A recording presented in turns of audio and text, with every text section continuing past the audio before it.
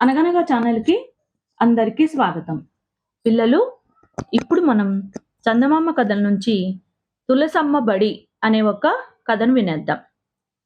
పట్నంలో చదువు ముగించి రాముడు, కృష్ణుడు అనే ఇద్దరు అన్నదమ్ములు తమ గ్రామం చేరుకుంటారు. అయితే వాళ్ళు 25 ఏళ్ళు నిండుతున్నా గూడా ఎలాంటి ఉద్యోగ ప్రయత్నము చేయరనమాట. పగలు భోజనం చేశాక ఏ పాడుబడిన ఇంటి అరుగు మీదనో కూర్చొని పిచ్చాపాటి మాట్లాడుకోవడమో, లేదా ఏదో అల్లరి చిల్లరి పనులు చేయడమో చేస్తూ ఉండేవారు. తండ్రి కొద్దిపాటి ఆస్తిపరుడు కావడంతోటి ఇద్దరికీ తిని కూర్చోవడం బాగా అలవాటైపోతుంది. ఎక్కడైనా ఉద్యోగం కోసం ప్రయత్నించాలంటే అన్నదమ్ములిద్దరికీ వల్లమాలిన బంధకం అన్నమాట. తండ్రి చూసి చూసి ఒకనాడు రాముడిని, కృష్ణుడిని గట్టిగా చీవాట్లు పెడతారు. దానితో రాముడు, "ఒరేయ్ కృష్ణ, ఉద్యోగం సంపాదించడం చాలా కష్టం. తర్వాత దాన్ని నిలబెట్టుకోవడం మరీ కష్టం. మనకేదో తినడానికి ఇంత ఉన్నది. నేను ఒక ఉపాయం చెప్తాను వింటావా?" అని తమ్ముడిని అడుగుతారు. సరే, ఆ ఉపాయం ఏంటో చెప్పమంటాడు కృష్ణుడు. మనం ఉదయం భోజనం చేయగానే ఉద్యోగ ప్రయత్నంలో పట్నం వెళ్తున్నట్టు ఇంట్లో చెప్దాం. తర్వాత బయలుదేరి ఊరవతల ఎక్కడైనా మంచి ప్రదేశం చూసుకొని అక్కడ సాయంత్రం వరకు కాలక్షేపం చేసి ఇంటికి తిరిగొద్దాం.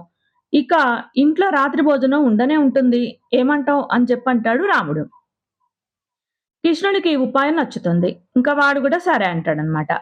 ఇంకా మర్నాడు ఇద్దరు చక్కగా భోజనాలు చేసి బయలుదేరుతారు. వాళ్ళు ఊరి పొలిమేర దాటగానే ఒక డొంక దారి పక్కగా పెద్ద రావి చెట్టు ఒకటి కనిపిస్తుంది. అబ్బా! ఇదే భేషైన చోటు. ఎండవేళ చిన్న కునుకు తీయాలంటే మంచి నీడ అని చెప్పంటాడు కృష్ణుడు. అవును సుమా! ఇక్కడ కొద్దిమేర శుభ్రం చేసుకుంటే గంటల్ని క్షణాల గడిపేయొచ్చు ఈ చెట్టు నీడలో అని చెప్పంటాడు రాముడు. ఇంకిద్దరు చెట్టు కింద ఉన్న ఎండుటాకులు, చిన్న రాళ్ళు ఏరి దూరంగా పారేస్తారు. ఆ సమయంలో ఆ దారిన ఊళ్ళోకి పోతున్న తులసమ్మ అనే ఆవిడ వాళ్ళను చూసి, "ఎప్పుడూ ఊళ్ళో కొయ్యదెమ్మల్లా పడుండే మీరు ఊరవతల ఇక్కడ పని చేస్తున్నారేంటి? చాలా ఆశ్చర్యంగా ఉందే" అంటూ వాళ్ళను పలకరిస్తుంది.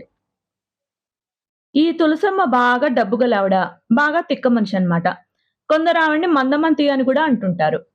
"మన ఊళ్ళో అందరి కోసము ఇక్కడ కష్టపడుతున్నాం అత్తయ్య. ఇక్కడ గుడి కడతాం" అని చెప్పంటాడు రాముడు వేళాకోళంగా. "రామకృష్ణుల గుడి" అని చెప్పంటాడు కృష్ణుడు. "ఎంత మంచి పని చేస్తున్నార్రా! కట్టబోయే గుడికి నా విరాళంగా ఈ గాజులుంచుకోండి.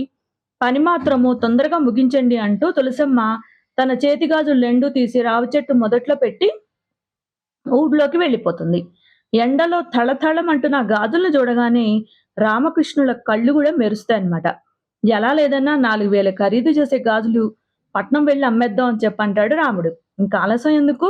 ఆ తిక్క తులసమ్మ ఇంట్లో చెప్పిందంటే నాన్న పరుగునొస్తాడు. ముందు డబ్బు చేసుకొని మాకేం తెలీదని బొంకేద్దాం అని చెప్పంటాడు కృష్ణుడు. ఇద్దరూ పట్నం చేరేసరికి ఇంక మిట్ట మధ్యాహ్నం అయిపోతుంది.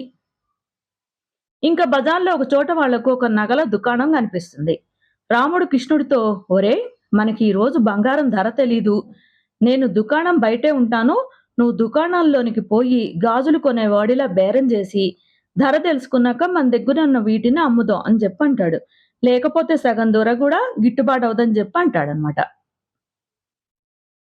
తర్వాత వాడు నగల దుకాణం ఎదురుగా ఒక ఇంటి అరుగు మీద గాజుల్ని దాచుకొని కూర్చుంటాడు. ఇంకా కృష్ణుడు దుకాణంలోకి వెళ్లి మంచి ధర ఎలా ఉంది అని చెప్పి షావుకారుని అడుగుతాడనమాట. దుకాణంలోని పనివాళ్లు భోజనాలకు వెళ్లడంతోటి షావుకారే రకరకాల గాజుల జతలు తీసి కృష్ణుడికి చూపిస్తుంటాడనమాట. ముందు నచ్చిన జత ఎంచుకోండి, పనితనాన్ని బట్టి ధర ఉంటుంది అని చెప్పంటాడు. కృష్ణుడి గాజులు చూస్తుండగా ఖరీదైన దుస్తుల్లో ఒక మనిషొచ్చి, "కొత్త రకపు హారాలేమన్నా ఉంటే చూపించండి. దాని ధర 10,000కు తక్కువలో ఉండకూడదని" చెప్పంటాడు. ఇంకా షావుకారు రకరకాల ఈ గొలుసులు అవన్నీ తెచ్చి అతని ముందు పెట్టి ఒక్కొక్క దాని గురించి వివరిస్తూ ఉంటాడనమాట. కృష్ణుడు తన దగ్గర ఉన్న గాజుల జత రకం గాజులు షావుకారుకు చూపి, "వీటి ధరెంతో చెప్పండి" అని చెప్పి అడుగుతాడు.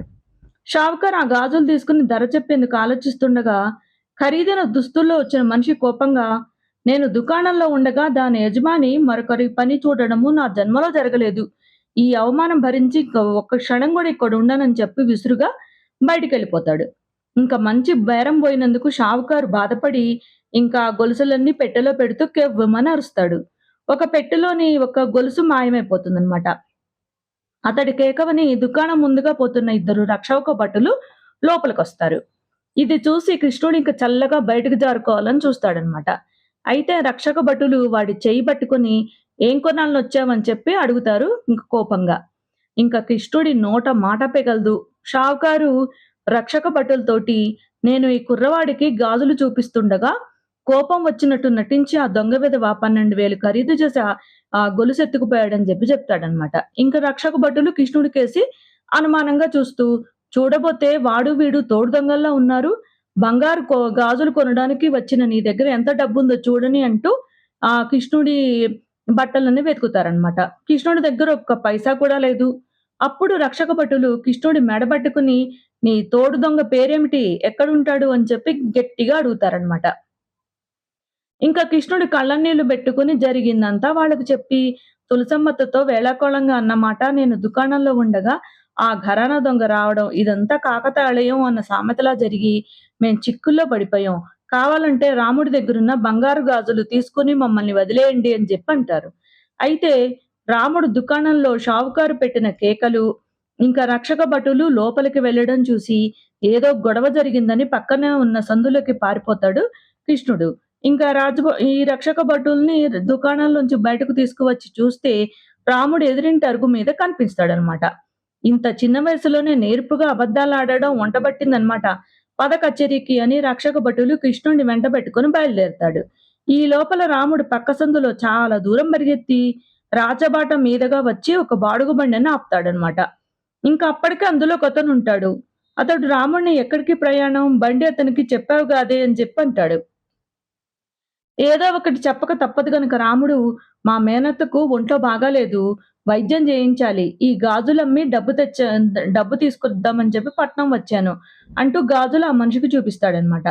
అతను ఆ గాజులు తీసుకొని అటు ఇటు తిప్పి చూసి, "నన్నేం వెర్రిబాగుల వాడనుకుంటున్నావా? నేనివి పూత బంగారం గాజులని కళ్ళు మూసుకొని కూడా కనిపెట్టగలనంటూ" వాటిని పక్కనే ఉన్న ఒక మురికి కాలువలోకి పడేస్తాడనమాట. ఇంకా రాముడు ఒక్క క్షణం నిర్ఘాంతపోయి అంతలోనే తేరుకొని పట్టరాని కోపంతో "నా గాజున్ని అలా పారేయడానికి నువ్వెవడివిరా" అని అతడి మీద కలబడతాడనమాట. ఇంకా ఆ ఇద్దరి తన్నులాటలో బండివాడు పట్టు తిప్పి కింద పడతాడు. ఇంకా బండి అదుపు తిప్పి పక్కనున్న కాలువలో పడిపోతుంది. ఇంక రాముడు వాడితో దెబ్బలాడుతున్న వాడు బండిలోంచి బయటకు దూకేస్తారు. ఆ సమయంలో కృష్ణుడిని కచేరీకి తీసుకుపోతున్న రక్షక భటులు అటుగా వస్తారనమాట. ఇంక కృష్ణుడు వాళ్ళకు రాముడి పక్కనున్న వాడిని వాళ్ళకు చూపిస్తూ, "వాడే దుకాణంలోంచి హారం కాజేసుకుపోయాడు. ఆ పక్కనున్నది మా అన్న రాముడు" అని చెప్తాడనమాట. ఇంక రక్షక భటులు వాడిని సోదా చేయగా దొంగిలించిన హారము కనిపిస్తుంది. అంటే భాగాలు కుదరక మీ అన్న వీడితో దెబ్బలాడుతున్నాడనమాట. ముగ్గురు తోడు దొంగలు పదండి కచేరీకి అని చెప్పి రక్షక భటులు ముగ్గురిని కచేరీకి తీసుకెళ్తారు. ఇంకా అక్కడ రాముడు, కృష్ణుడు కొత్వాలకు మరొకసారి జరిగిందంతా చెప్తారు. ఇంకా కొత్వాలు నిజానిజాలు తెలుసుకునేందుకు వాళ్ళ తల్లిదండ్రుల్ని, తులసమ్మను పిలిపిస్తారనమాట. ఇంక అప్పుడు నిర్దోషులని చెప్పి తేలిపోతుంది. ఇంత గొడవకు కారణమైన తులసమ్మ రాముడు, కృష్ణులతో, "ఒరేయ్! మీది వేళాకోళాన్ని గ్రహించే మీకు పూత బంగారం గాజులిచ్చాను. ఊళ్ళో గుళ్ళు చాలా ఉన్నాయి. బడే లేదు. చదువుకున్న మీరు బడిపెట్టి పిల్లలకు చదువు చెప్తానంటే ఈసారి నేను నిజంగా మీకు బంగారు గాజులే ఇస్తాను" అని చెప్తుంది. ఇంత జరిగాక రాముడు, కృష్ణుడు ఇంక చదువుకున్న సోమరుల్లా తిరగడం క్షేమం కాదనుకుంటారనమాట. ఏడాది తిరగకుండానే చల్లని రావి చెట్టు నీడలో తులసమ్మ బడి ప్రారంభమైపోతుంది. కథ కంచికి మనమింటికి. నచ్చితే లైక్ చేయండి, షేర్ చేయండి, సబ్స్క్రైబ్ చేయండి.